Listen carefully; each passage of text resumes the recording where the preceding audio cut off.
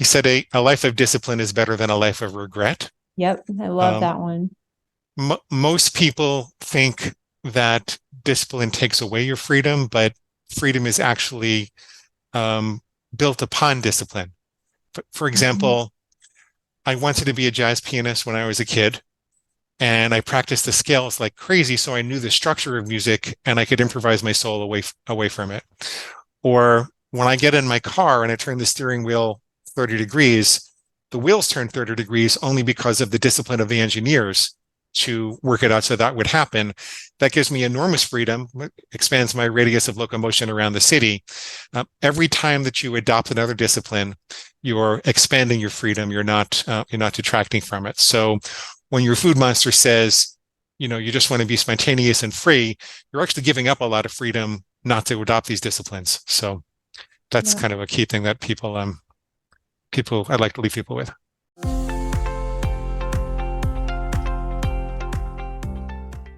Hey everyone, welcome back to the Reshape Your Health podcast. I'm your host, Dr. Morgan Nolte, and today I'm very excited to reintroduce you to a returning guest, Dr. Glenn Livingston. He's a psychologist, and he is here to talk about food cravings. Now, before we dive into today's episode, I am going to let you know he had an awesome episode with us a while back on ending binge and emotional eating. And if you haven't already listened to that episode, we're going to link it in the show notes, and I highly suggest you check that one out next. You don't necessarily need to watch that one first. I think this one's going to be a great standalone episode. So, Glenn, thank you for joining us again. Welcome back to the show. I'm really excited to have this conversation. Thank you so much for having me. I've been looking forward to this all week. Great. Okay, so let's start with a little bit of background in case people haven't listened to your first episode, or they did, but it was a while ago. Can you give us some background on how you got into this field of weight loss and psychology and food cravings? I didn't set out to do it. Yeah. I set out to be a child and family psychologist, and I actually wound up doing some consulting for industry along the way. I don't know, somewhere around 1984, I lost a war with a chocolate bar, and I didn't come up for air for about 20 years. Um, which is a joke, but it's not. I mean, I was really obsessed with food, and I'd be sitting with patients thinking, when can I get the next pizza?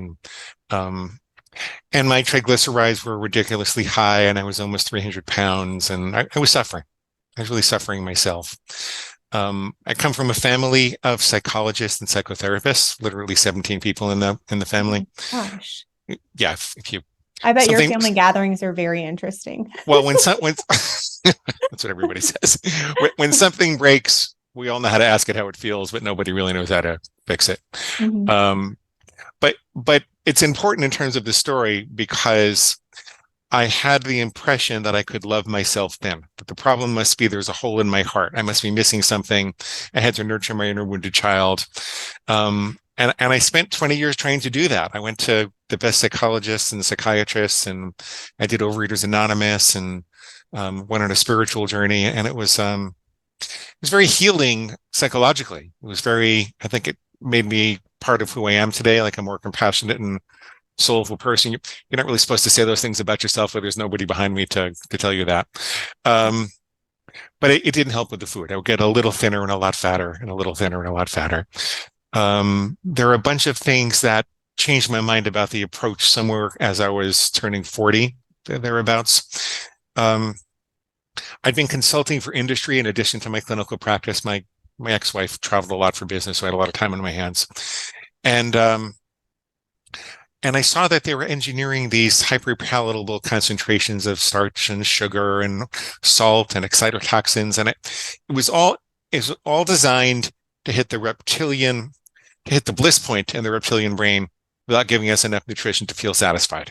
So that, a bunch of fat cats in white suits with mustaches are laughing all the way to the bank every time you're looking for love in a bag or a box or a container. That's a mouthful.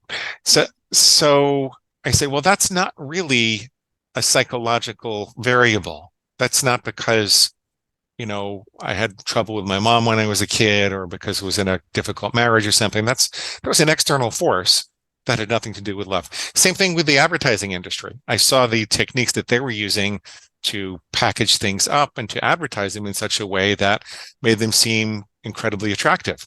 Um, food bar manufacturers that would take the vitamins out of the bar and put them into the packaging instead, put the Mm. money into the packaging instead, so that a multicolored, diverse package would be signaling to the reptilian brain that there is a diversity of micronutrients available, but it's not really true. They're faking us out. And you can't just blame them because it goes on all across the industry. There are all these evolutionary processes and buttons that make us really want food and crave food that they knew how to hit. And people think advertising doesn't affect them, but it affects them more when they think that, because your cell's resistance is down. So, I saw that. I started reading more about neurology. I saw that the reptilian brain seems to be the seat of food problems, and it's not a part of the brain that really knows love. It looks at something in the environment and it says, do I eat that thing? Do I mate with it, or do I kill it? It's like a bad college drinking game. Mm. When it's more of the mammalian brain and the neocortex on top. So this is the reptilian brain, this is the mammalian brain, this is the neocortex. They say, well, look, before you eat, mate, or kill that thing, what impact is that going to have on the people that you love? What impact is that going to have on your longer term goals like health and fitness? But the reptilian brain, which is where this all starts, it's just like, feast or famine, eat, mate, or kill. And so I said, well, I'm here working to love myself then, but this doesn't seem to have anything to do with love. It's very powerful economic forces. You can walk out of one convenience store and see another one across the street. You can walk out of McDonald's and see another one across the street. It's very powerful advertising forces and rocket scientists that know how the brain works. I think that this might be more of a brute force approach. What if it were more of like becoming the alpha dog of your own mind? And I always tell people I'm more of a lover than a fighter. Like I'm not really. I was just gonna say, like, this is, rich coming from you, because I can tell you're just kind of a big teddy bear, but you got to be the alpha male of your own. I'm a big teddy bear. Yeah. Well, thank you. I'm glad you know. So I kind of flipped the paradigm, and I said, okay, well, what if I just have to take control in the same way that you take control of your bladder? Like, if I really had to pee right now, I'd say, I'm sorry, I'm doing this interview with Dr. Morgan, and I can't do that. I have to finish this because I'm a civilized person in society and I'm in control and you're not, Mr. Bladder. So as ridiculous as it sounds, I said, what if I split my mind into two parts? What if I've got these constructive thoughts that want me to eat healthy and these destructive thoughts that want me to eat bad? Like the devil and the angel on your shoulder from, time immemorial. But I needed a way to split my thinking very precisely like that. In psychology, I went to a scientist practitioner program. We talk about operational definitions. Like, a lot of the problem in psychology is that it's not really treated like a science, and they talk about all these very squishy concepts like intimacy and, mother-infant bonding. And I said, well, no, I need it so that 10 outside observers could tell whether I was following my rule or not. So let me just start with something really simple.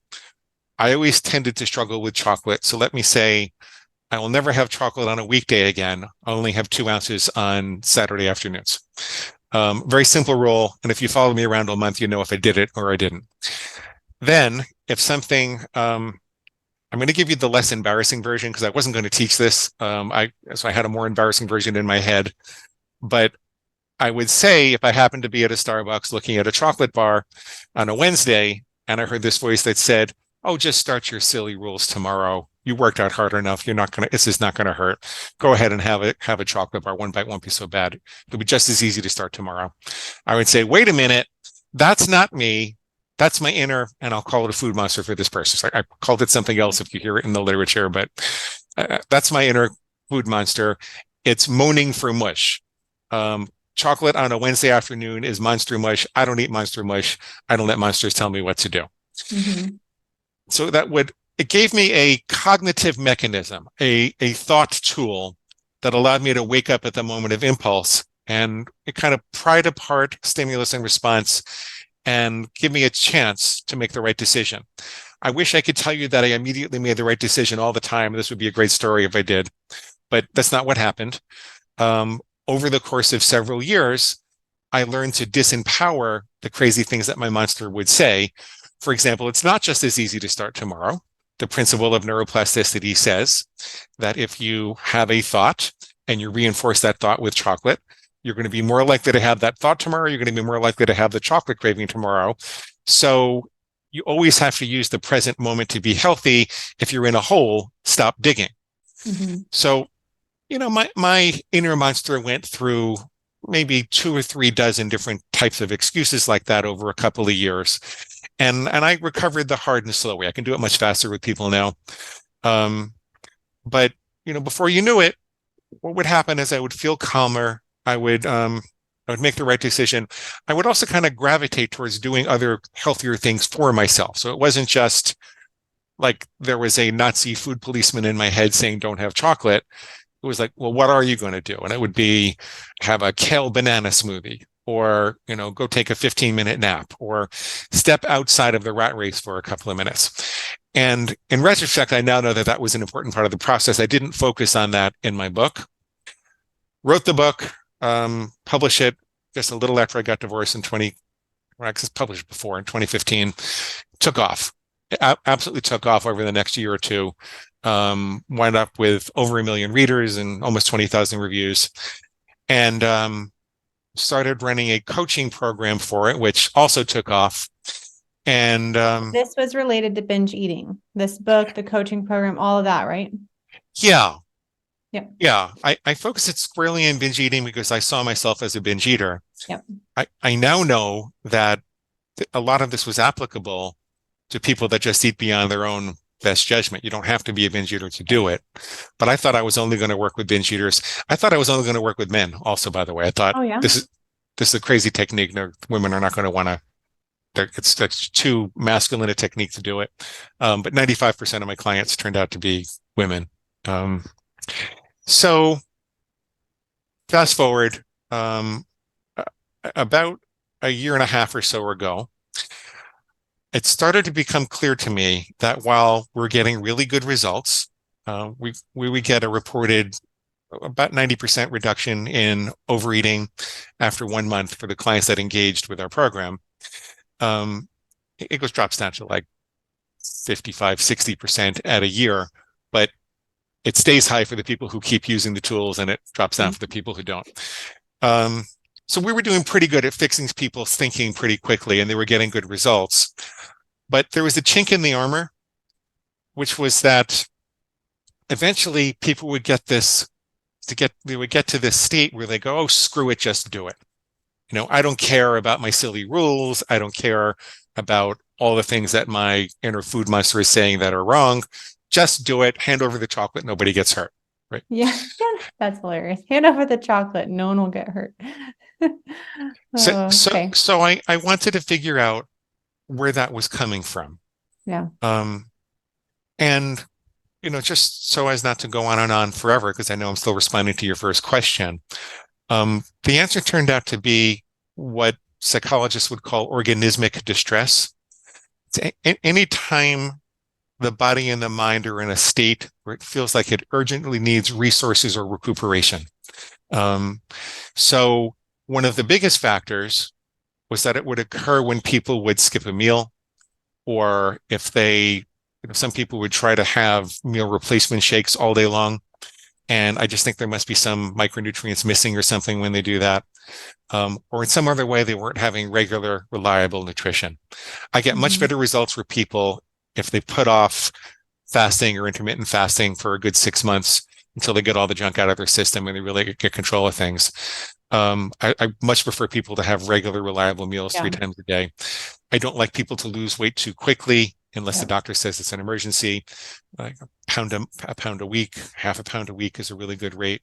That's why I call the tagline of my book is the back door to weight loss, because I don't focus on weight loss at all.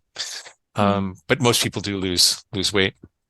But then there were things like, when people got too fatigued, they were more likely to say, screw it, just do it.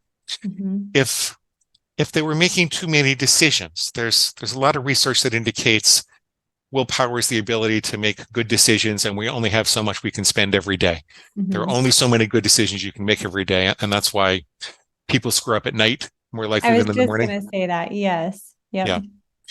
Um, if people are, if they're not getting enough sleep, if they're not getting enough water, if they become too isolated, if they don't have enough personal contact, um, we're social animals. We're designed to be in a pack. And, so all of these things can cause your brain to rationally or irrationally perceive that there's an emergency. And in an emergency state, it says, forget your thinking. We need more resources. Screw it. Just do it. So then I started looking at how do you reverse that? How do you prevent it? Well, you can prevent it by eating well and sleeping well and having social contact and all that kind of stuff. But you can also reverse it when it gets out of hand with some breathing techniques. If you, for example, breathe in for a count of 7 and out for a count of 11 a couple of times, you're taking yourself out of what we call the sympathetic nervous system, which is our emergency response system. You can probably school me on this kind of stuff. And right, so we're taking ourselves out of the sympathetic nervous system and putting ourselves into the parasympathetic system, which says it's okay to rest and digest and think and strategize. And you're more in a state of being as opposed to a state of doing. So that turns out to be really important. You could just step outside a couple of times a day, take 2 5-minute breaks where your kids are not allowed to talk to you, and all your decisions have been made for you. You put down your phone, you put down your email, and you just, take a breather. Just take a breather. Most people will take a breather to have a chocolate bar and a cup of coffee, but they won't take a breather just to take a breather. Yep. Yeah. And then there are, tell me if you want to intervene at any point, but there are also things you can do with the fantasy, because it turns out that by the moment you actually hear the thought in your head that says, just start tomorrow, there's a fantasy that has developed. And usually before that, there have been some physiological changes, like your mouth might get a little bit drier. My eyes will get a little bit tense. It's just a personal physical experience before I'm going to have a thought like that. You might get goosebumps, signs of sympathetic activity. And so you can wake up a little bit earlier. And when you do, you probably notice that there are some images and like a more primitive fantasy that's developing. Like the latest thing that I had to revise for myself in the way that I take care of myself is I had to give up all coffee, even decaffeinated coffee, because my blood pressure went up a little bit. And I noticed that before I would have the thought that I'll go ahead and have a cup of decaf, it's no big deal, there was this fantasy that would arise of driving over to the coffee shop and kibitzing with the people behind the counter. And sometimes they give it to me for free because I was there so much. And I would be like thinking about sitting in the parking lot and listening to a podcast and drinking my coffee. Don't let that fantasy develop. Once you start to feel that physical change and those images, redirect your fantasy to something else that's authentically pleasurable. But for me, it would be a steaming hot cup of herbal tea with some kind of plant-based milk. It's just as pleasurable, along with the break. Like I'm allowed to walk downstairs and talk to people and actually have that break. So you can do that, and that takes you out of the urgency, and it just makes the whole experience of defeating your cravings a lot more comfortable. And so I wrote a book. I wrote a new book because I felt this was a significant update and enhancement to the process. Like you can't just fix your thinking; you kind of have to fix your life also. And I talked about all the different ways you could do it. I learned a lot about the science of cravings and the extinction curve that was very helpful and had been causing people to misunderstand and make accidental mistakes. I put a lot of that in there. And let's talk about that. Like before we get too far into what's in it, let's talk about what causes food cravings for people. Why, you kind of mentioned maybe some sleep deprivation, some stress, micronutrient deficiencies. Are there other things that are going on behind the scenes causing the food cravings? Well, yes, but I want to start from a basic assumption because I don't think most people know this. The most fundamental thing that causes food cravings is a healthy brain doing its job. Thank you. So imagine it's 100,000 years ago, and we have a caveman. I'm going to call him Thag. And Thag finds a monkey and follows that monkey to a banana tree. And that banana tree is just ripe with bananas, and Thag gorges himself on the bananas. Um, the next time he sees a monkey, he's extraordinarily excited and feels motivated and starts craving bananas. His mouth starts watering, and he's motivated to do what's necessary to go find bananas. We had to do that.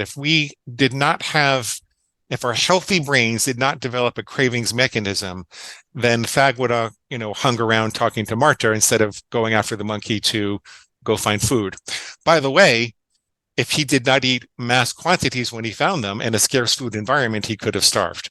Mm-hmm. So it's also a healthy brain doing its job to want mass quantities. It's just that it doesn't serve us well in the modern food environment.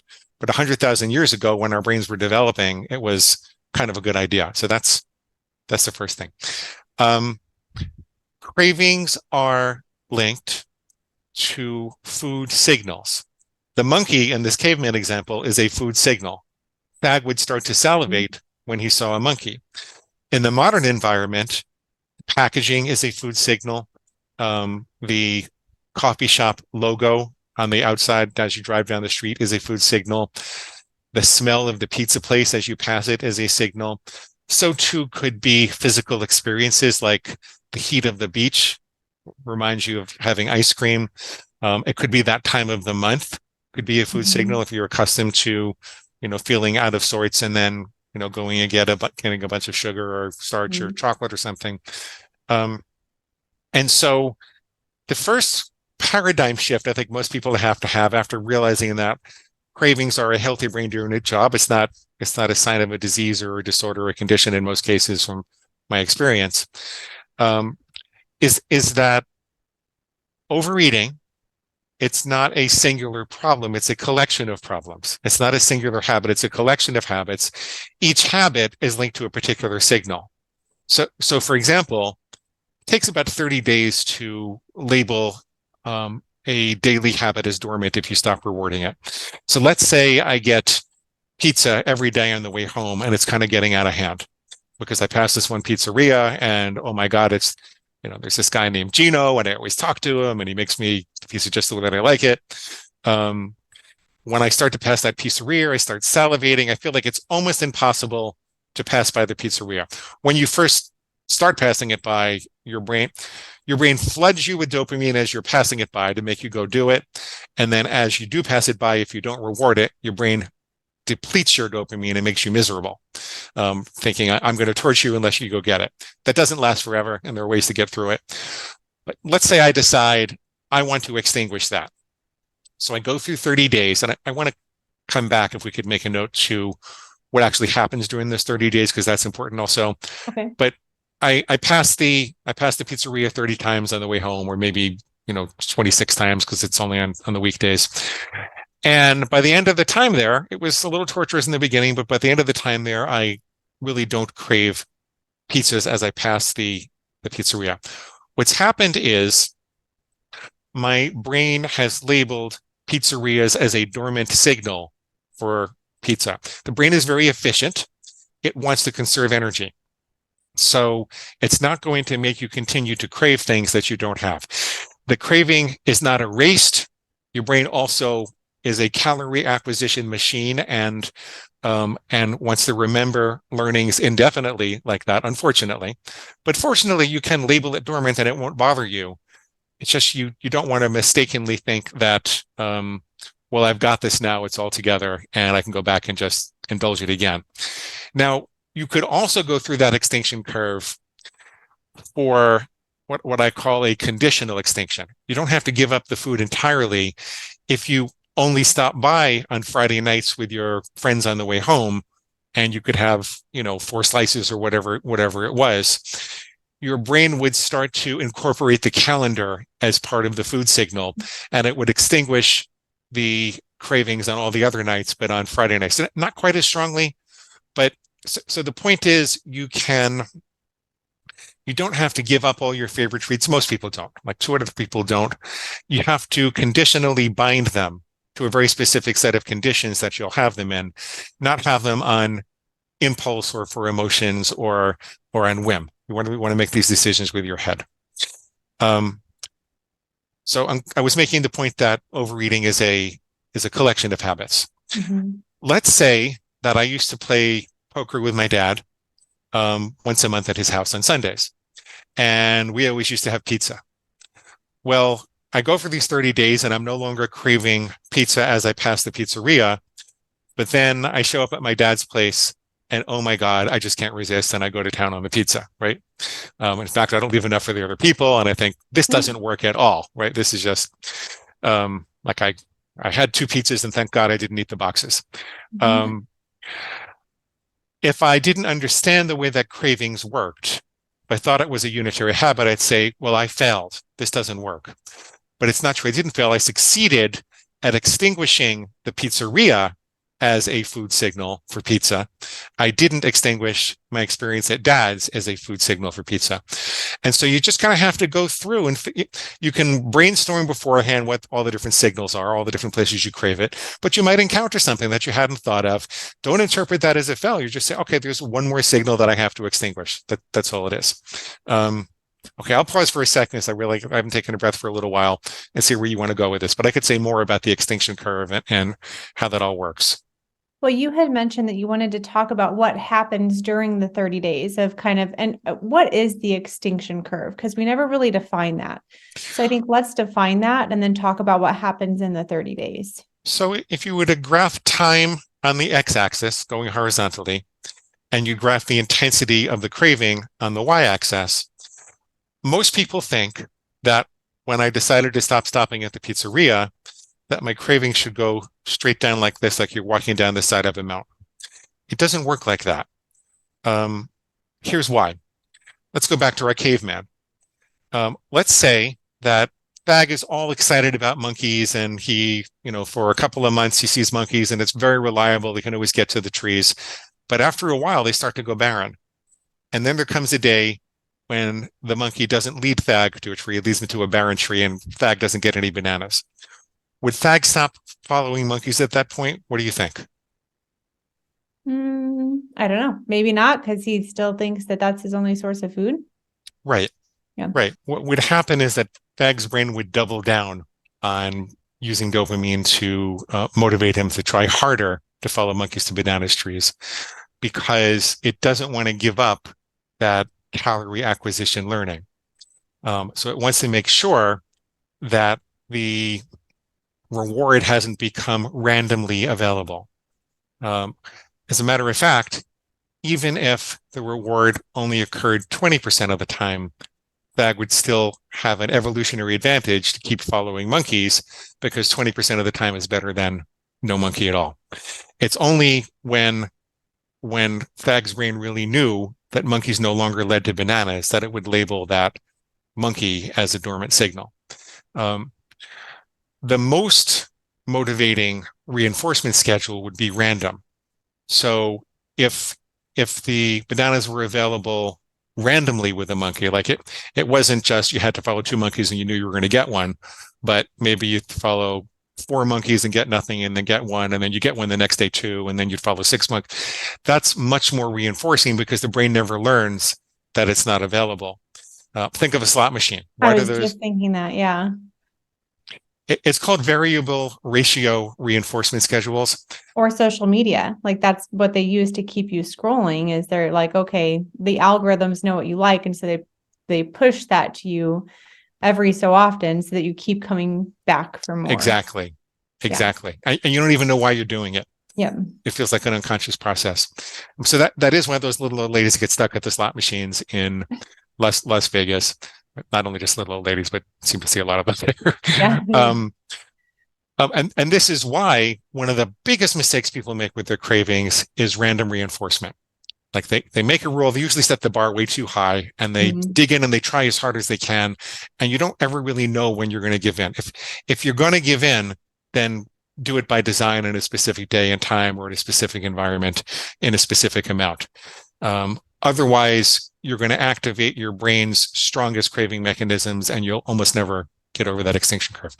So the curve kind of goes down in the beginning, like there's a little honeymoon, and then there's a worse craving than you've ever experienced. It's like stronger than you've ever had before.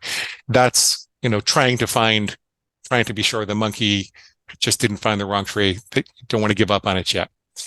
If you think that it's never going to work at that point and you must be doing something wrong, then you're not going to get through the curve. The only way out is through.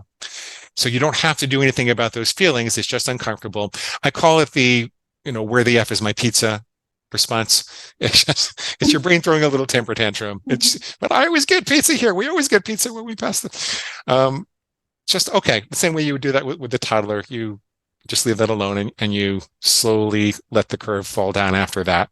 Somewhere around, 20 to 30 exposures, there are going to be a couple more little bumps, but then your brain should label it dormant. This is for daily habits. If it was a weekly habit, it would take a little longer because you still need the same number of exposures. But you need to be cognizant of the fact that you're going to go through this. You need to take each extinction curve seriously and make a plan to support yourself. And that involves some of the breathing we talked about before, having excellent nutrition otherwise during those periods, probably not trying to lose weight during this period also, if you're extinguishing in a difficult craving, making sure you're getting enough sleep, keeping your body out of that organismic distress so you can go through the curve. Don't go into battle prepared with a plastic helmet. It makes a big difference. And don't get cocky when it gets to the other side of the curve and think that you have it, because then you're going to indulge in the random and the variable ratio reinforcement. So that's what we learned about the science of cravings. That made a big difference in the way that we intervened and started getting even more success. So I think it makes a lot of sense. So in our program, we teach it as a cue. So the cue for the craving. And I just want to highlight the fact that you said that it takes many exposures for that cue or that stimulus. What do you call it? A food stimulus. A stimulus to become. In the culture, they call it a trigger. I don't like that word because it sounds too passive. Yeah. Yeah. And I think it's a little bit fear provoking, like a trigger, so we're not shooting you. It's just a cue that makes you have a craving. And I think the holidays, this is probably going to air after the holidays, but I think that's an excellent example of how many different cues or stimuli we have around food this time of year that we don't otherwise have. And so I think that just think through your holiday experience and foods that aren't always available or experiences that you're doing that you're not otherwise doing throughout the year. I think that's one of the main reasons why food cravings and sugar intake kind of go up during the holiday season. And then just to kind of double down on those cues, people can be cues.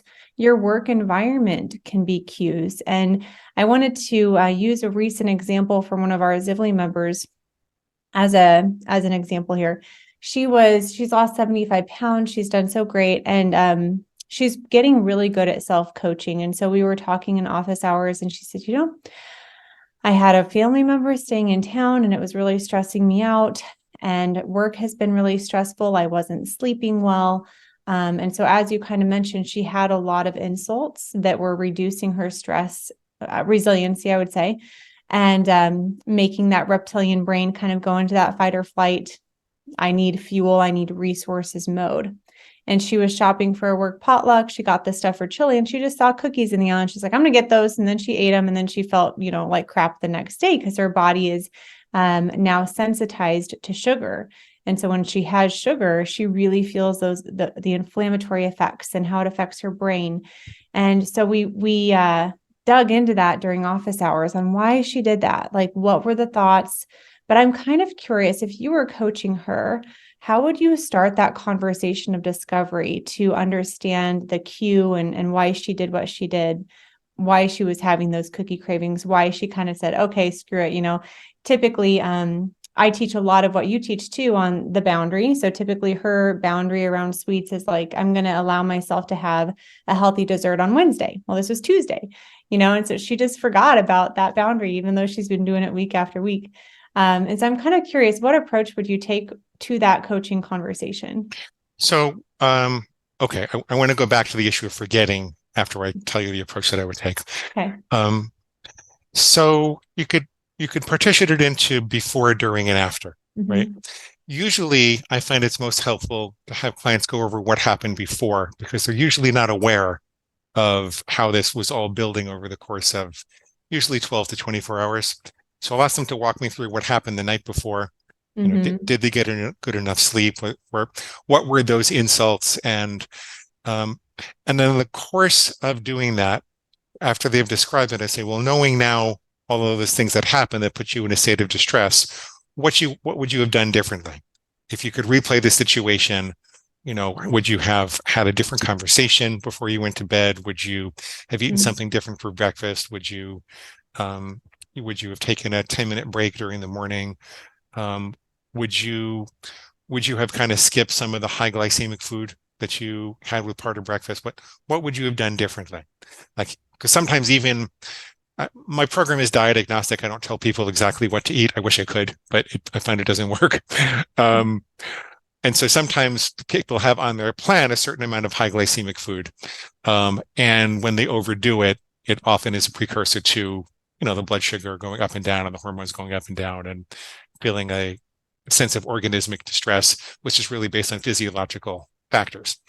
So just asking people, what would you have done differently as opposed to telling them what they should do differently makes a big Mm-hmm. difference.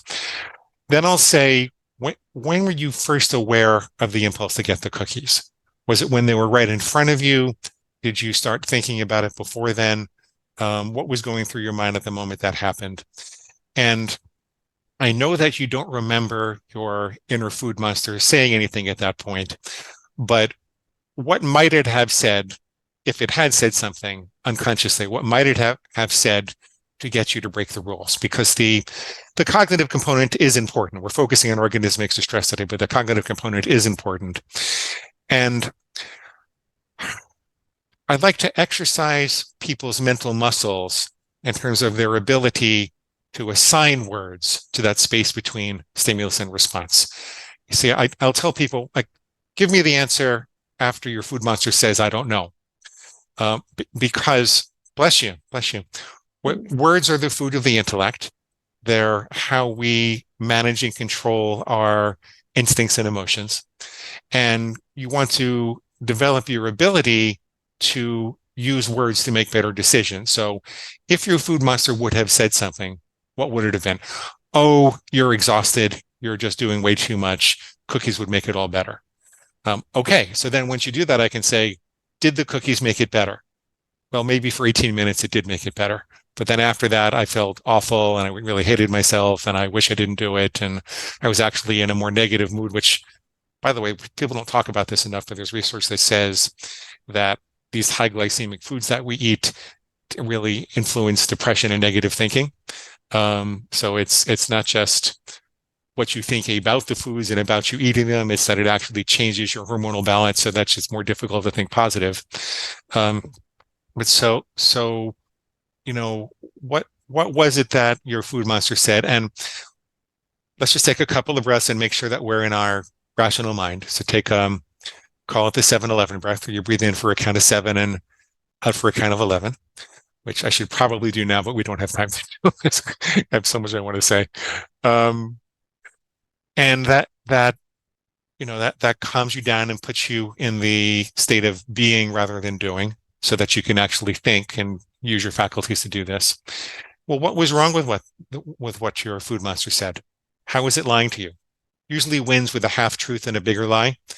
So maybe the truth was that you would feel better for 18 minutes, but the bigger lie was that this was going to fix the problem because you actually made the problem worse, which is why I always tell people that if you have 6 problems and then you overeat, then you're going to have 7 problems, which sounds painfully obvious, but you're not thinking like that at the moment of impulse.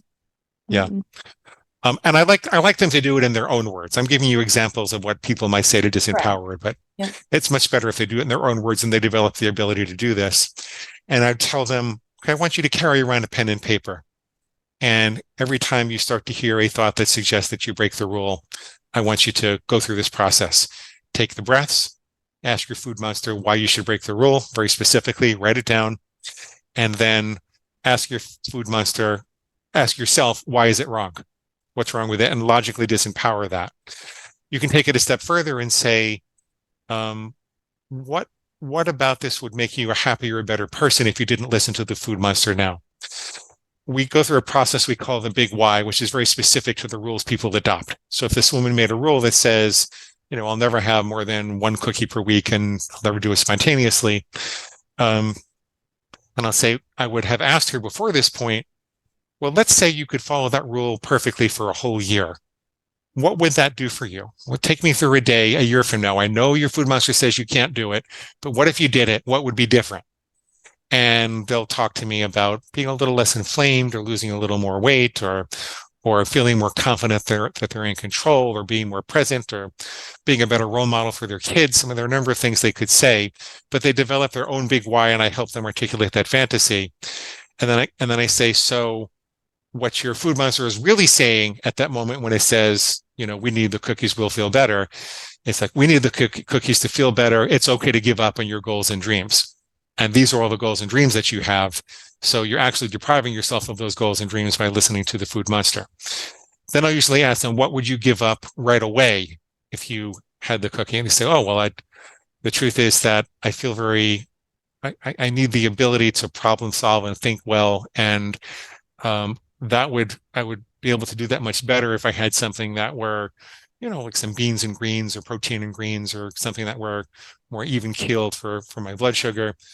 So actually giving up the ability to get through the rest of the day, it's not going to make things better. It's going to make things worse. So I kind of lead them to that. It's almost like Tai Chi where you use the force of your opponent against it. The food monster says it's going to make things better, but no, it's actually going to make things worse. We look for that opportunity. And then I ask them what their plan is for next time. And I ask them what they plan to eat for the rest of the day. Are they set up? And I can go on to talk about how to remember at the moment of impulse if you want, but go ahead. Yeah, I think I'd like to add my stop framework, but I might do that after you talk about the moment of impulse. I'm capable of just listening if you want to say that. I think it actually really fits nicely into what you're saying. So we use this framework called STOP, and that's one of our strategies to use in the moment that you desire to emotionally eat. So we teach strategies for before, during, and then to reflect upon after. And the one that we recommend during is the STOP method, and S is space. So give yourself space between you and the food, physical space. You want to, if you can remove it from sight, remove it from sight. So for this member walking down the aisle, she saw the cookies, the space would be immediately turn around and look away from the cookies. Do not have that visual stimulus of the cookies in mind. And then the T is time.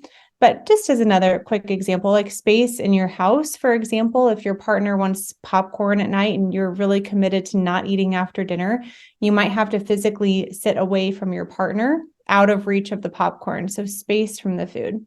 The T is time. So whatever time amount you feel like you need, set a timer, commit to it. I'm going to say, I'm going to give myself 2 minutes, or I'm going to give myself 5 minutes, or I'm going to give myself 10 minutes. And that kind of, like you said, it lengthens the distance between the stimulus and the impulse to eat. So that we need that time during which we do the O, which is observe. So observe what's been going on in your day, observe how you're feeling, observe what emotions you're experiencing, observe what thoughts are going through your mind.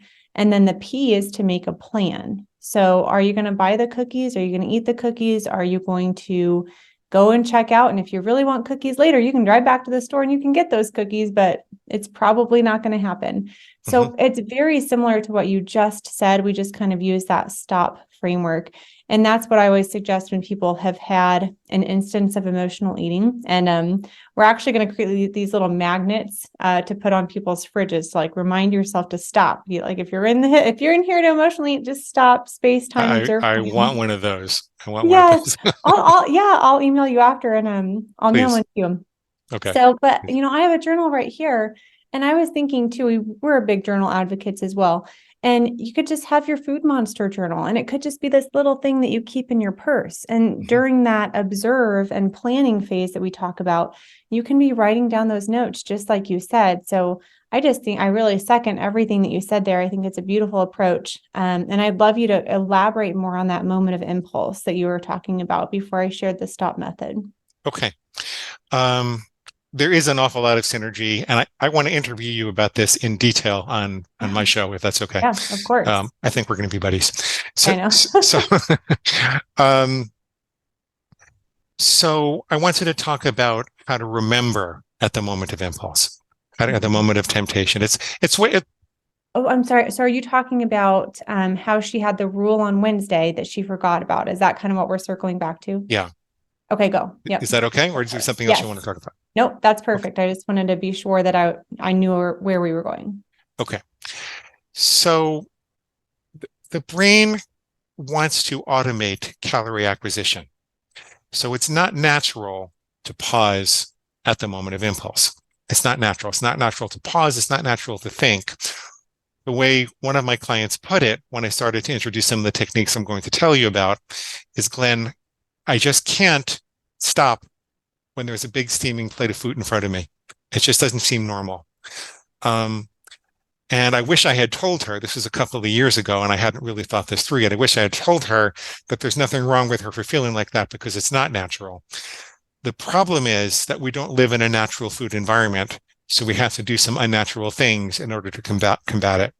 Automating calorie acquisition was really good for Thag. It's not so good for us. So I talk to people about developing a pause muscle, and they often get annoyed with me at first about this, and I tell them that's okay. I'm willing to take the hit. The first thing you want to do is just to start to open up that space between stimulus and response. If you don't feel like you can remember to write things down, if you can't remember your rules, just start to open up that space. Before you eat anything, just go 1, 2, 3. Before you do anything, do that for a week. Just go 1, 2, 3. It's harder than it sounds. Oh, I can imagine, like every time before you eat. Can we just give everybody listening that challenge, just even for one day, every time before you eat, try to remember 1, 2, 3. Right. I'm going to try to do it for one day. Right. See how it goes. Yeah. Once that's working for you, then you can try to push that space a little more by taking a 7-11 breath or more than one. So before you even try to insert any thoughts into that space, you can open up the space with the 1, 2, 3 pause and then the breathing.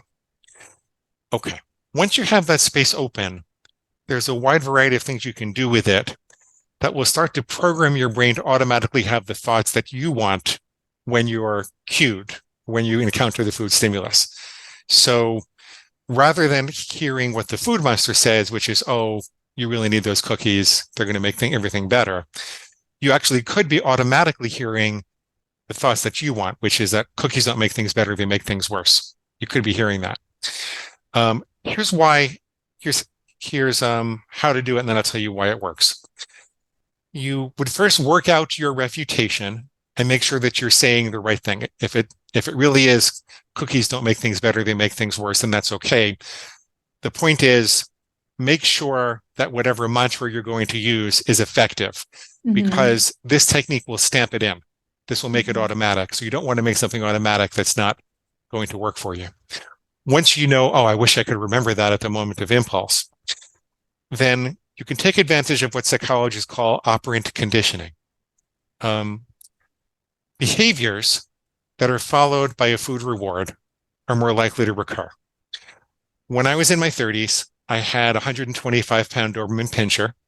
He was so big, some people thought he was a horse. His name was Damie.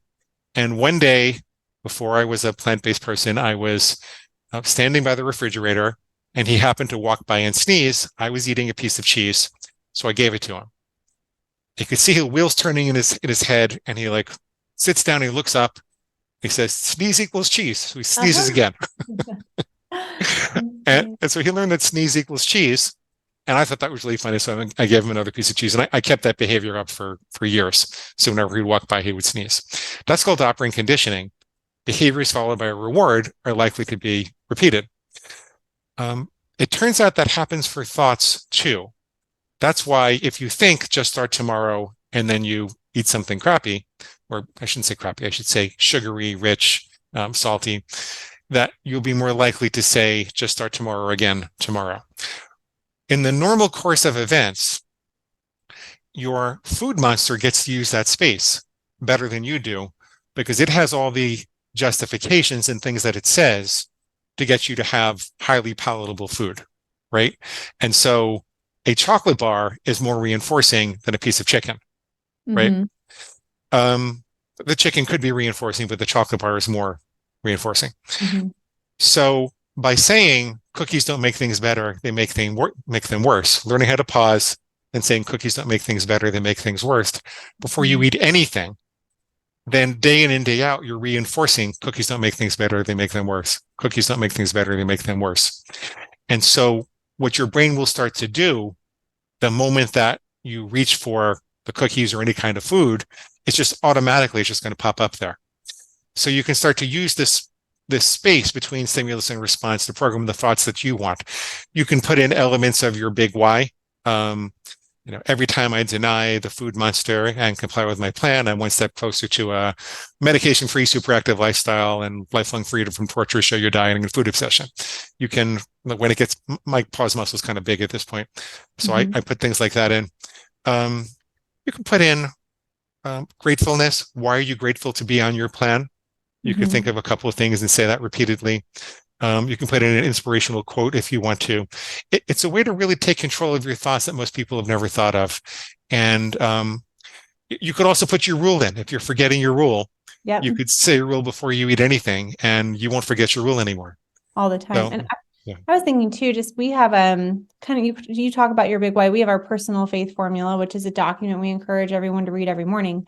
And so what I'm going to do on mine right after we get off this interview is add, I count to 3 before I eat anything. And so it's like, if you really want to work on this habit, you're going to forget. And so how do you recommend people even just remember to count to 3? Because it's so simple, but there's a quote by someone that says, the things that really make you successful are easy to do. They're also easy not to do. Jim Rohn. Jim Rohn. Thank you. Yeah. So how do you encourage people to remember to count to 1, 2, 3? So it is natural to forget. Yeah. But there are things in our society we're expected to remember, where you make a plan to remember rather than a plan to forget. So the first thing is to recognize is that your food monster wants you to make a plan to forget. It wants to let the natural course of things take place. You're going to have to make an active plan to remember. This does take active work. It's not a natural thing to remember. The second thing is that you can practice at home and put like a little tchotchke, like a little statue or figurine or something on your table, and always hold it up before you go 1, 2, 3. And leave that on the table or by the refrigerator. And that way you'll associate the little tchotchke with the need to go 1, 2, 3. You can set reminders on your phone to go off 3 or 4 times a day. Remember to count to 3 before you eat anything. Yep. You'll remember. I like to tell a little joke about remembering and forgetting. If you're going to get married, you can't say to your fiance, I really would like to promise not to sleep with anybody else, but there sure are a lot of attractive people out there. And what if I forget? Right? There are some things that are a contract. It's a sacred contract, and you make a plan to remember. It's a zero tolerance kind of situation. You can do the same thing. You have that ability inside of you. It requires work. It requires taking it seriously, but you can do that. So yeah. Oh, what a and there's Go ahead. There's nothing wrong with you for wanting to forget. There's nothing wrong with you for having forgotten. If you do forget, forgive yourself, do it the next time. If you do forget, put the food down, go 1, 2, 3, and then continue to eat. I tell people about something called the consciously and purposely clause, that you have to assume that every rule is preceded by the words consciously and purposefully. So if I say, I will never eat anything without counting to 3 again, what I'm really saying is I will never consciously and purposely eat anything without counting to 3. If I say I'll never have chocolate again, and I'm at a Mexican restaurant and I just found out that there was a little chocolate in the dish I just ate, I didn't break my rule because I didn't do it consciously and purposely, unless I say to the waiter, bring me another one. So Mhm. that protects you during the learning process. I The really best you like can that. do is, yeah, yeah. Okay. No, I think that's awesome. And I think that that removes so much of the guilt that people experience when they're trying to change behavior and they think, oh, I failed again. I failed again. It's like, well, what about the consciously and purposefully clause? And, If and, you didn't do it consciously and purposefully, then you didn't go back on your word. and you also need to collect evidence of success, not failure. Mhm. Like, for example, if you say, why can't I remember to pause before I eat? You're directing your brain to find evidence that you can't remember to pause before you eat. If you say, why can't I stop eating? You're directing your brain to find evidence that you can't stop eating. Before you know it, you'll have a failure identity.